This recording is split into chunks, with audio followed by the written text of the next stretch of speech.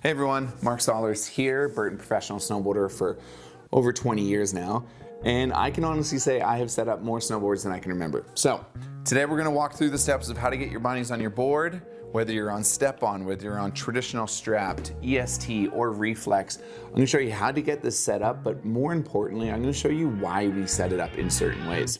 All right, let's get right into it.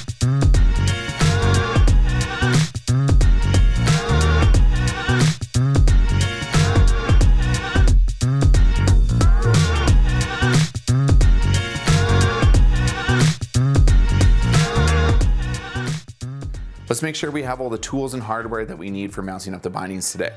First up is the Phillips screwdriver. I would use a number 2 or a number 3 here. Number 1 Phillips is a bit small and has a tendency to strip the screws. We also have here the inserts that'll come with your snowboard. Those will go into the channel. EST and reflex use separate hardwares, so if you're setting up an EST binding, make sure you use the hardware that's in the EST binding box. If you're setting up a reflex binding, make sure you use the hardware that comes with the box in the reflex system. Also in that box and in the sandbag is going to be the reflex discs. These are really important. I also have a tape measure here on the table as an option, and I say option because you don't necessarily need it for this setup. All Burton snowboards have a measurement system on the channel, so you'll be able to figure out your stance with using that. For the beginners out there, welcome to snowboarding. We need to figure out what your stance is. So there's a couple ways to do this, but one way I like to do it is called the kitchen test. And it's where you throw some socks on, you go for a little bit of a run, and you safely slide across the kitchen floor. If you put your left foot forward as you're sliding, there's a good chance you're regular, left foot forward. If you run and you slide with your right foot forward, there's a good chance you feel more comfortable with your right foot forward, meaning you are going to be goofy. It's really just about figuring out which is your lead foot, which is your dominant foot, and where do you feel most stable. Now I am regular, left foot forward, so for the rest of this video I will be setting up the snowboard in a regular stance. Next up, you got to figure out which is your nose and which is your tail. Generally the graphics will indicate this, but I want to make sure that I'm always setting up this snowboard from my own perspective. So I'm regular, my nose is going to be on my left so that my left foot's right here. As if I was snowboarding, this is what I would see. Time to bring out the bindings. We also need to make sure we have the left binding going onto the left side. So underneath it'll say left or right. The strap is a little bit easier to know because you're always strapping outwards, so the buckles will always be on the outside. Now, one more thing before we can actually mount this. This is my left one, it's gonna go on my left side, but on top here, this is called the gas pedal. So this is an adjustable piece that'll move outwards or inwards depending on your boot size. Now I am a size 11 and this is a large binding. Right now the gas pedal is set to an 11.5. So I'm gonna take the screwdriver, take these screws out, move the gas pedal to the position of an 11, and then put the screws back in. For a strap binding, it doesn't have screws, it just has a snap piece. So it becomes more toolless. All right, so now comes time to put our inserts into the channel and sort out our stance and width options. You'll notice some printing next to the channel, and this is that measurement tool that I was talking about. So right in the middle, you'll see REF. There's one on the left and one on the right. This stands for reference stance. Now every board has a custom reference stance depending on how it was engineered and designed. Reference stance width 22 inches, that's from REF to REF. That's where you can base your stance off of. So I always recommend people go reference stance and then wider or narrower depending on their style. So I'm gonna go ahead and get this left binding onto the board. Now to make things easier, I'm gonna make sure this placement piece in the middle, this is your angle indicator. I'm gonna make sure that's right in the middle because that's gonna go into the channel. Also, let's spread out the inserts roughly the same width as these slivers where the hardware is gonna go.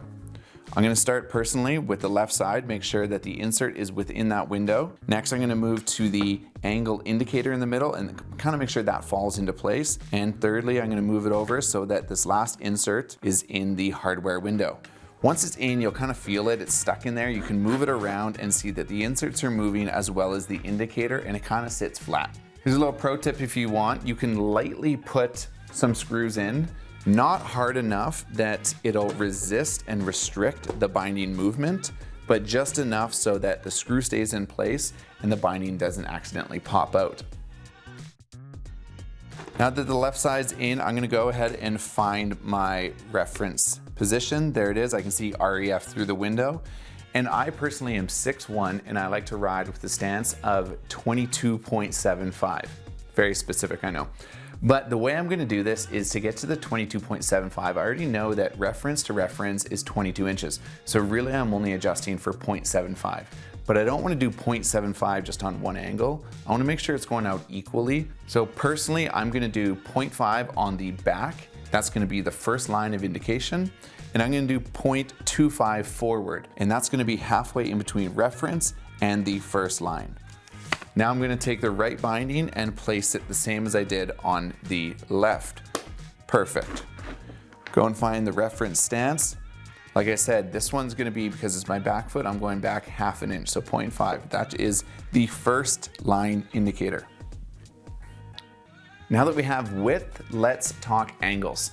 Now angles are fairly personal because it's up to the rider to decide what feels comfortable.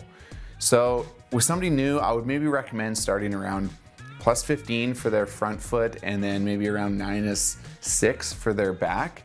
This gives a total of 21-degree difference, and I always recommend people don't go past a 30-degree difference with their angles. Now before we screw this down, we have one last thing we need to adjust, and that's making sure that the binding's centered.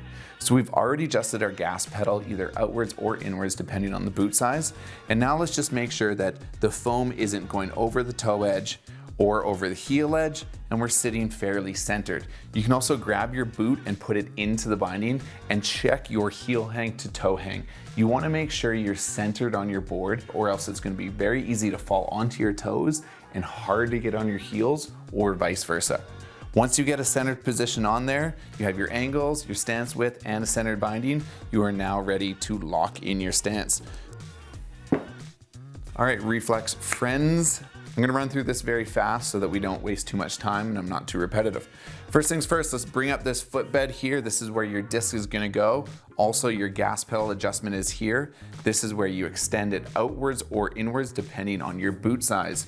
You can look underneath the footbed back here, closer to the heel cup on the top, not on the bottom like it is on EST, and this will indicate your boot size. Once you kind of have that in place, keep the footbed open and we'll grab the disc and we go into a disc position here. Now I'm gonna start with angles first here. So I'm setting up with a +12, which is just past 9. These angles go up in 3-degree increments.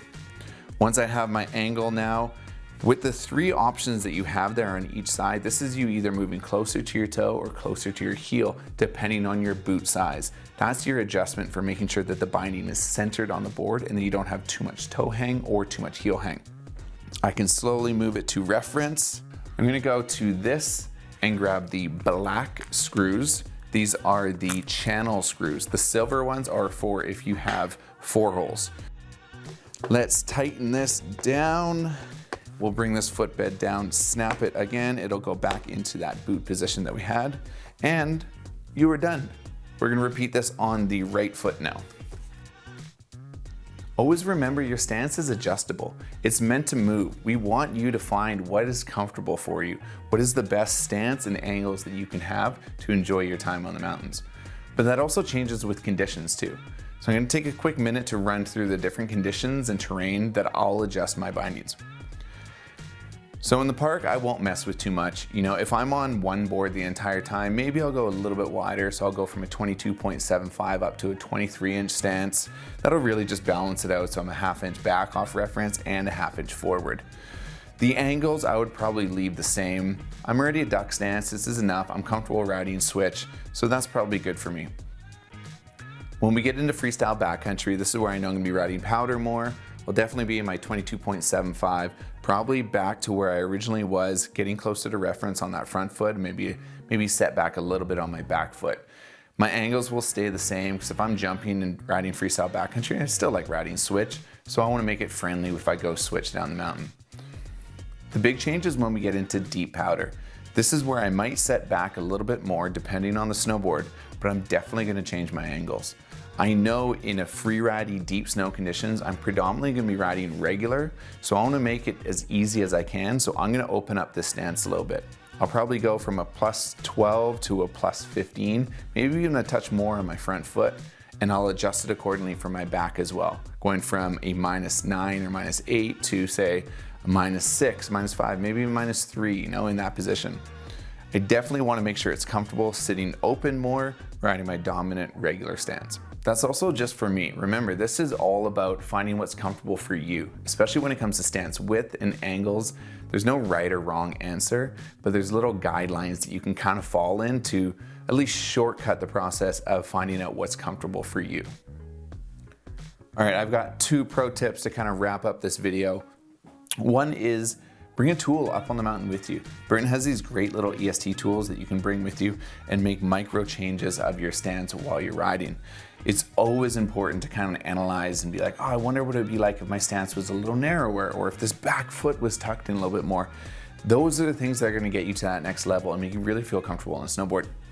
The other one is, if you're taking your bindings off for waxing or for travel, throw a little tape down or even put a marker on your top sheet. It makes it a lot easier putting your bindings back on. It makes it a lot faster so you don't have to go through the steps that we just went through. All right, that was a lot of information, I get it. But I hope after this video you feel confident in your board setup, you feel confident in the information you now have in making those changes to make your stance and your setup a little bit better. If you have any more questions, feel free to drop them in the comments or head to burton.com. They always have great gear tips and information there. My name is Mark Sollors. I also have a channel on YouTube. We do product reviews and snowboard content, so feel free to check that out. Until next time, take care, stay safe in the mountains.